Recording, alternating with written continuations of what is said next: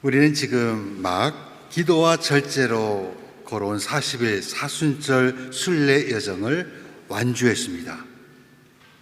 지난 사순절 40일 동안 금지곡이었던 알렐루야를 이제는 마음껏 소리껏 외칠 수 있게 됐습니다.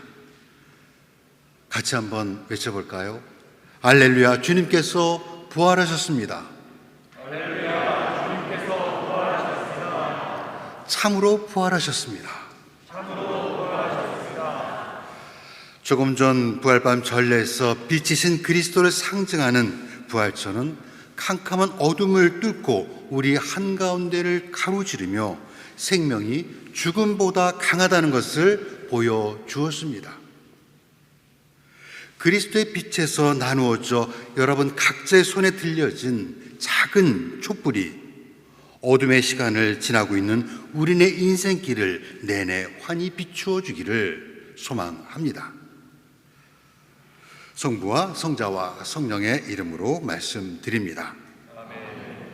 시간을 거슬러 올라가 로마가 지배하던 팔레스타인 땅에 사람들이 하나님의 아들이라고 칭하던 예수라는 이름을 가진 한 젊은이가 사형에 처해졌습니다.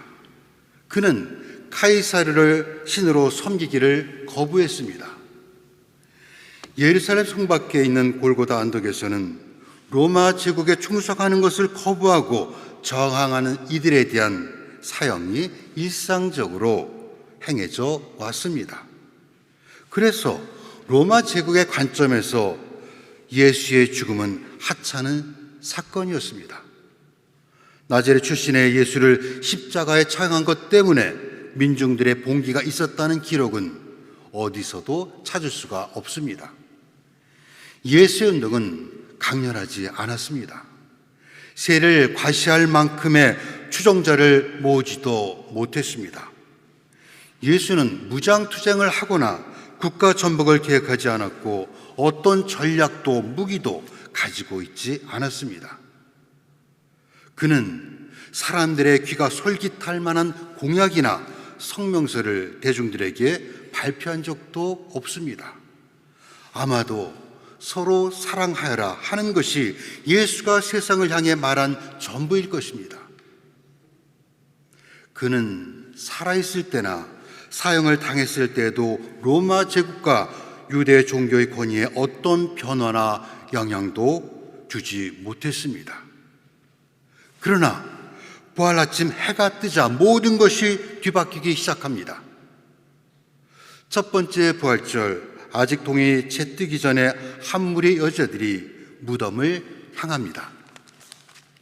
그렇다고 여자들이 나는 죽었다가 사흘 만에 다시 살아날 것이라고 말씀하신 예수님의 약속을 기억하고 가장 먼저 부활을 맞이하기 위해서 그런 것은 아닙니다. 성금요일 예수님께서 십자가에 돌아가시자 사람들은 다음날이 안식일이었기에 장례도 치르지 못하고 서둘러 예수님을 무덤에 안치했습니다. 그것이 못내 마음에 걸린 여자 몇몇이 예수님의 몸에 향유를 발라드리는 것으로 스승에 대한 마지막 도리를 다하기 위해서였습니다.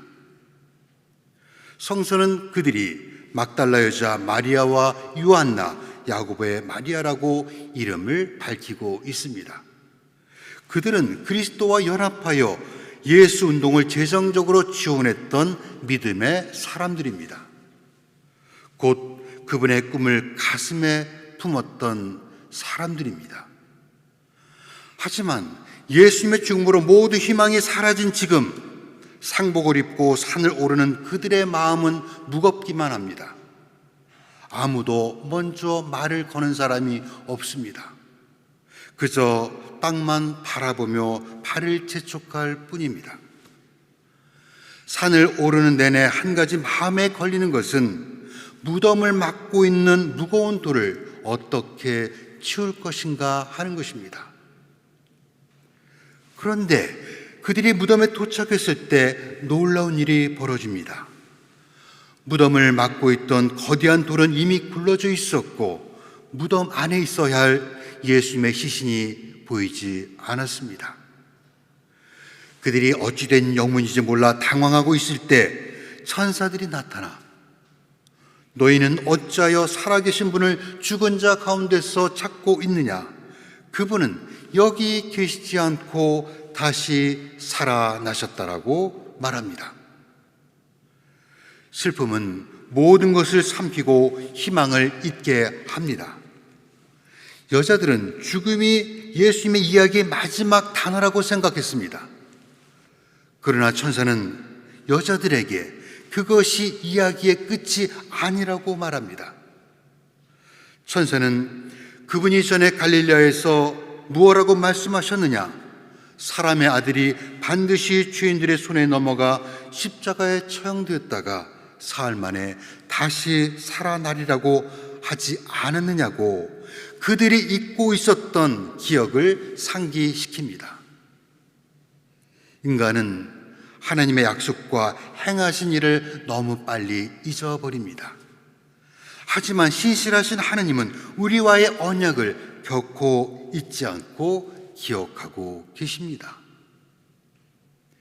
예수님이 무덤에 계시지 않는다는 천사의 말에 비로소 예수의 말씀을 기억해낸 여자들은 흥분된 마음으로 제자들에게 달려가 이 모든 사실을 알립니다. 하지만 유다를 제외한 11명의 제자들은 여자들의 증언을 헛된 이야기라고 흘려버리고 맙니다. 베드로가 일어나 무덤으로 달려갔지만 몸을 굽혀 안을 들여다보았을 뿐 그가 예수님의 부활을 믿었다는 말은 없습니다. 이렇듯 예수님께서 갈릴리에서 하신 말씀을 기억하지 않는 한 빈 무덤은 아무 의미가 없습니다. 부활을 헛소리로 여겼던 제자들의 마음을 바꾼 것은 그리스도에 대한 강렬한 체험이었습니다. 엠마오로 가던 제자들은 예수님께서 빵을 떼어 나누어 주시자 그제야 눈이 열려 부활하신 주님을 알아보았습니다. 마리아는 예수께서 그녀의 이름을 불러주셨을 때 예수님을 알아봅니다. 토마는 예수님의 손과 팔에 남아있는 상처를 보고야 믿었습니다. 2000년이 지난 오늘의 그리스도인의 상황도 다르지 않습니다. 우리는 부활을 어떻게 이해하고 받아들여야 할지 잘 모릅니다. 많은 사람들에게 부활은 여전히 모순이고 스캔들이고 기껏해야 신비이거나 은유입니다. 첫 번째 부활절로부터 2000년이 지났지만 예수님의 무덤을 막고 있는 돌은 아직까지도 치워지지 않은 채 남아 있는 것 같습니다. 우리는 여전히 죄와 의심 그리고 죽음에 갇혀 있습니다. 그러면 우리는 어디에서 살아계신 그리스도를 찾아야 합니까? 그분을 어떻게 만날 수 있습니까? 우리는 어떤 근거로 예수님이 부활하셨다고 선포할 수 있습니까? 빈 무덤은 부활의 강력한 증거 중 하나입니다. 그러나 그것이 유일한 믿음의 기초라면 그것으로 충분하지 않습니다. 빈 무덤에 대해 바리사이파 사람들은 제자들이 예수님의 시체를 훔쳐갔다고 설명했습니다. 그래서 빈 무덤은 확실히 부활 이야기의 중요한 부분이지만 그것만으로는 부활의 확실성과 의미, 이해를 가져오기에 충분하지 않다는 것입니다. 부활에 관한 외적인 증거가 아무리 차고 넘친다 하더라도 십자가를 지고 나를 따르라는 그분의 부르심에 대한 우리의 응답이 없다면 부활의 메시지는 그 힘을 잃게 됩니다. 그렇다고 제자들이 부활하신 주님을 만나 영웅적으로 변화되었다는 것이 아닙니다. 제자들은 부활하신 주님을 만나고도 여전히 의심하고 절망하고 실패하지만 예수님의 이야기는 계속됩니다.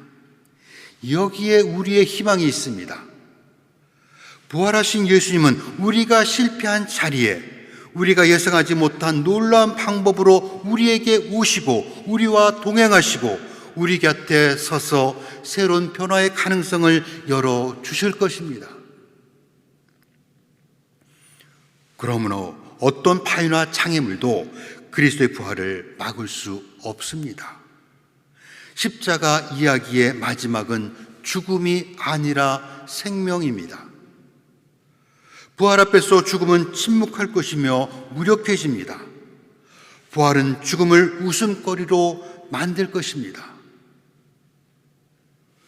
노벨 문학상을 받았던 극작가 유진 노엘의 작품 라자로가 웃었다라는 제목의 희곡은 예수께서 라자로를 죽음에서 살리신 후 그에게 일어난 일들에 관한 이야기입니다. 사람들은 죽은 자 영역에서 살아 돌아온 라자로의 이야기를 듣고 싶어 했습니다. 사람들이 라자로에게 저 너머에 무엇이 있느냐고 묻습니다. 사람들의 질문에 그는 거기에는 죽음이 없고 하나님의 영원한 생명과 웃음만이 있다고 대답합니다. 그 말을 듣고 베다니아에 있는 라자로의 집에 모여든 사람들은 함께 노래를 부릅니다. 웃읍시다, 웃읍시다. 생명만 있을 뿐입니다. 웃음만 있을 뿐입니다. 더 이상 두려움은 없습니다. 죽음은 죽었습니다. 이어지는 장면은 마치 구약의 욥기를 보는 듯합니다. 유대인과 로마인들이 라자로가 고통과 시련을 당하면서도 계속 웃을 수 있는지를 시험합니다. 로마 황제 티베루스는 라자로의 아내 미리암을 독이 든 복숭아를 먹여 살해하고 라자로를 고문하여 화형대에 세웠습니다. 군중들은 라자로야, 지금도 웃을 수 있냐고 그를 조롱합니다. 비웃는 군중들과 황제에게 라자로는 두려워 마십시오. 죽음은 없습니다. 영원한 생명만 있을 뿐입니다. 라고 말합니다. 타오르는 불길 속에 보이는 라자로의 얼굴에는 평화로운 미소가 흐르고 있었습니다. 한 번 부활을 경험한 그에게 죽음은 두려움이 아니었습니다. 라자로에게 예수님은 과거가 아니라 현재이기 때문입니다. 부활하신 주님은 우리에게 내가 항상 너희와 함께 있을 것이다 말씀하지 않으시고 내가 지금 여기에 너와 함께 있다고 말씀합니다.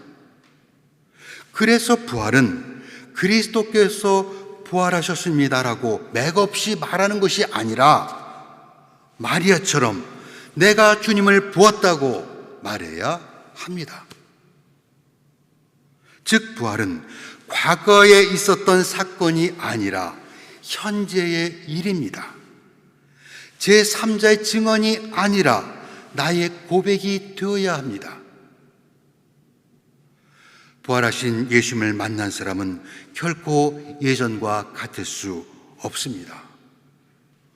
오늘 세례를 받는 여러분의 삶이 이전과 같을 수 없는 것과 마찬가지입니다.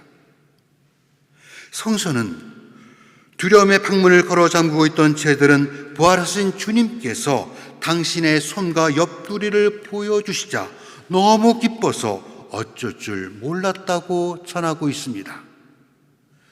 창세기 21장에서 아브라함이 100살이 되던 해 지연되는 하나님의 약속을 비웃던 사라는 아들을 낳고서 하나님께서 나에게 웃음을 주셨다고 하나님을 찬양하며 아들의 이름을 이삭이라고 지었습니다.